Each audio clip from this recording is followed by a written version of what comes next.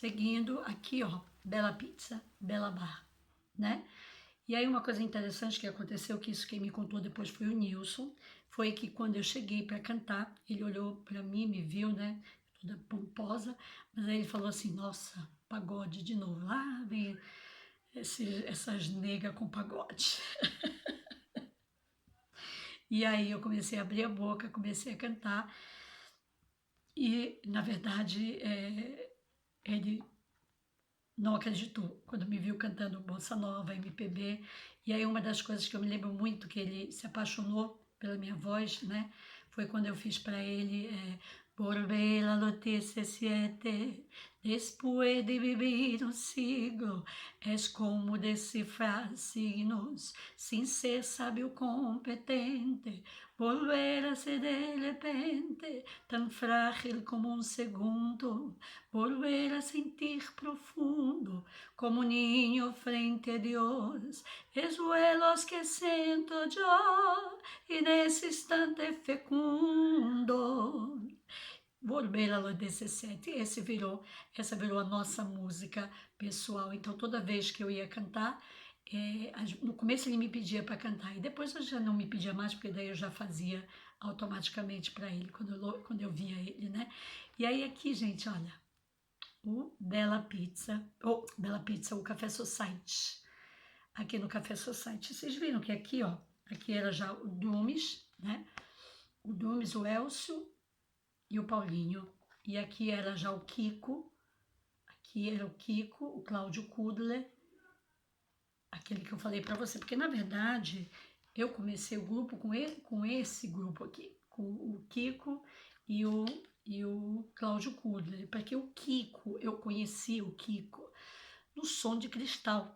E ali a Sara também me disse que me conheceu ali no Som de Cristal. Mas o Kiko a gente conheceu porque ele era diretor artístico do Som de Cristal, era o baixista da Luana, e o Paulinho tinha tocado muito tempo com essa Luana, e a Luana descobriu o Paulinho, ligou para ele, a gente foi lá, e aí o Paulinho fechou com ela e ficou fazendo lá toda semana no Som de Cristal.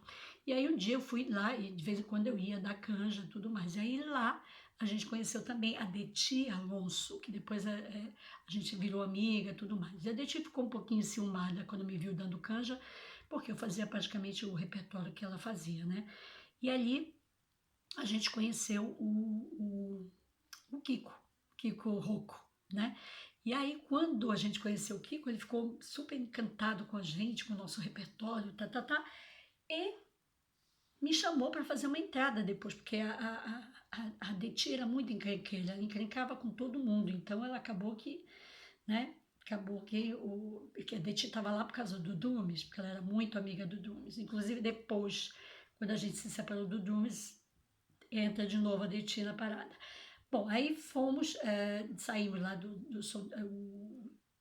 aconteceu essa história do Bela Pizza, que eu fui tocar no Bela Pizza, nessa época era o Cláudio Kudler e o Elcio, na verdade, aí depois que veio o Dumes, né, porque o Dumes ficou comigo lá um tempão, e aí depois veio o Kiko, que a gente trouxe o Kiko do Som de Cristal para tocar com a gente, porque o Elcio foi tocar com uma pessoa famosa, Missá, na época, era com o Galbi Peixoto, ele já foi fazer show com o povo famoso, e aí a gente acabou que a gente ficou sem baixista e chamamos o Kiko, né, que estava super afim de tocar com a gente. E aí ficou a banda, o Kiko, o Cláudio Kudler, porque o Cláudio tocava com a gente também no Som de Cristal. A gente começou no Som de Cristal com o Cláudio, mas ele era muito, quebrava todo o ritmo, eu adorava, porque para mim era uma escola, né? Ele quebrava todo o ritmo, mas o povo não conseguia dançar com ele. Então aí o Kiko falou, não, gente, não dá. O Kiko brigou com ele várias vezes, aí mandou ele embora, aí ficou o Dumes tocando com a gente. Aí quando a gente foi pro Som de Cristal, a gente estava com o Cláudio Kudler, mas como o Cláudio começou a ter treta com o Kiko, aí a gente acabou que entrou o Dumes e o Cláudio, a gente dispensou o Cláudio. E aí o Cláudio foi tocar com outra pessoa também. Depois ele sumiu, foi pra praia, foi virar zíngaro, como a gente fala, cigano. E aí nada, aí a minha vida no Café Society e no Bela Bar foi um sucesso, porque ali eu fiz uma série de fãs, né? Uma série de gente que vinha me ver cantar e fazia os pedidinhos e fazia os bilhetinhos. Aí começou aquela história de bilhetinho, e toda vez vinha um amigo, trazia o outro amigo, aí o amigo falava, ai, o meu amigo me trouxe, não sei o quê, aí um monte, e nessa brincadeira de bilhetinho, eu juntei 10 mil bilhetes, que depois eu fiz um projeto, certas canções, mas que eu não gravei, e que ainda seria um dos meus sonhos gravar, né, esse projeto, certas canções, que é só os pedidos do pessoal da noite. E olha os pedidos, gente: Beatriz, Corsário, Eu Te Amo, Todo Sentimento, assim, tudo música, porque eu fazia essas músicas, né, na noite. Então, meu repertório era super chique, porque eu falei assim, só que isso é assim, eu fazia uma parte chique e uma parte popular, né, porque eu tinha que mesclar, senão como é que eu ia fazer as pessoas ouvirem aquilo que eu queria que elas ouvissem? E essa mentalidade eu trago até hoje, é uma mentalidade que eu levei para o Café São Paulo, porque quando a gente foi para o Café São Paulo, a gente tinha que fazer um pouco jazz Brasil, né? Mas aí eu levei essa concepção de fazer música boa e misturar com as músicas mais conhecidas da noite. Então, nesse ponto eu ganhava das outras cantoras, né? Porque eu conseguia ser simpática, batia papo com o público, era amiga de todo mundo, descia do palco, conversava com todo mundo, batia papo com todo mundo. As pessoas voltavam porque diziam, ah, eu sou amiga da cantora, e se tornavam meus amigos, né? E era uma coisa bacana, eu gostava, era uma relação boa. Aí, nisso, quando a gente estava lá no Café Society, aconteceu de um dia, eu estava cantando no Café Society e um dia me aparece esta pessoa, é Matheus Nastegali. Nessa época ele estava fazendo o livro de Jó, e aí ele passou com a Rose Câmara, que a Rose Câmara era aluna da Madalena de Paula também, junto comigo, né? E o André também, depois eu vou lembrar do André. É, e aí o Matheus passou e olhou pela janela, a gente estava cantando, eles deram tchau, a Rose também deu tchau, falava minha amiga pro Matheus, né? E aí nesses dias eles não entraram, acho que esses dias passaram, me deram tchau, tal, foram embora.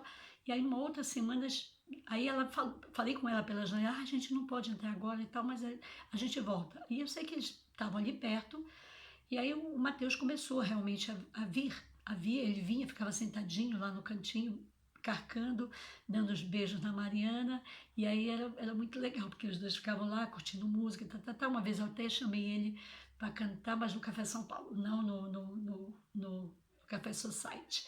E ali nós ficamos, acho que quase 1 ano e 8 meses nós ficamos lá nesse lugar. Eu isso já era 94, porque eu fui para o Oriente Médio, e aí quando eu voltei do Oriente Médio, tinha uma festa maravilhosa que a Suzy preparou junto com o Nilson, com faixa, bem-vinda Ivete, não sei o que. Ai, gente, uma coisa maravilhosa. E aí o público lotou, porque aí todo mundo ficou sabendo que eu tinha voltado e tal. E aí tinha um fã nosso, que era lá, muito fã nossa. Gente, eu tinha até uma foto com ele, eu não me lembro o nome dele, mas um dia se eu achar a foto eu vou mostrar para vocês. Eu só sei que era muito bacana, porque as pessoas vinham, ouviam a gente, se apaixonavam e voltavam. Aí nós acabamos fazendo um público maravilhoso. Aí que eu falei para o Nilson, falei, Nilson, vamos fazer o seguinte, vamos aproveitar e vamos pegar o telefone dessas pessoas. Aí a gente começou a pegar o telefone dessas pessoas. Aí a gente começou a criar evento, e aí o Nilson ia para o telefone e ligava para essas pessoas. Algumas vezes ligava eu, porque aí dava mais, né, mais peso. A cantora, quando eu ligava, dava mais peso quando ele ligava. Mas aí a gente fez uma lista com o número de todas essas pessoas que vinham. De noite a gente fez um caderno, tudo. A Suzy já fazia isso pro bar, né, para avisar dos eventos e tudo mais. Aí a gente aproveitou e começou a fazer também. Então aí, quando eu saí do Bela Pizza, eu coloquei o Bela Pizza no pau. Eu e o Domes, né? Colocamos o Bela Pizza no pau e a gente ganhou. Não, eu, o Domes e o Kiko. Que o Kiko ficou um belo tempo lá com a gente também. Aí o Kiko também colocou no pau o Seu Dias. Aí o Seu Dias ficou puto comigo, não queria mais saber de mim. E aí um dia eu fui cantar num bar dele, na Avenida Paulista. E ali eu fui fazer uma entrada, acho que para Sara, não sei se era para Sara, para Vera ou para Ana Maria Brandão, era uma dessas cantoras que eu sempre fazia substituição. E aí eu fui cantar, e quem estava lá tocando Tio Laércio de Freitas. E aí eu conheci o Tio Laércio, fiquei apaixonada por ele, porque já conheci ele da noite, né? De ver ele tocando tudo. E aí ali eu tive um pouco mais de intimidade com o Tio Laércio e com a Pique de Freitas. E ali a gente estabeleceu já uma amizadezinha. Quando a gente se encontrava, a gente sempre se cumprimentava bem e tudo. E tem uma frase do Laércio que eu nunca me esqueço numa das nossas conversas, né? Que ele falou para mim assim, falou para mim e para outras pessoas que estavam ali junto, falou assim, entre o artista, entre o músico e o ser humano, existe só um fiozinho que separa essas duas pessoas, que é o ego, né? O ego ou orgulho. Ego ou orgulho, uma dessas duas palavras, eu não me lembro se era ego ou se era orgulho, mas ele falou que era isso que separava o ser humano do artista, entendeu? O ser humano do artista era separado por esse fiozinho que é o nosso ego, né? Ou o nosso orgulho. É o ego, seria o ego, né? E essa frase ficou na minha cabeça até hoje, gente. Até hoje foi uma lição para mim, né? Uma lição como a do Hermeto Pascoal também. Quando eu estive na casa do Hermeto, que eu fui levar o disco para ele e a gente levou o disco para ele ouvir, e ele falou para a gente uma coisa que também ficou gravado na minha cabeça. Ele falou assim: a música é como um jogo de partida, é como uma partida de futebol.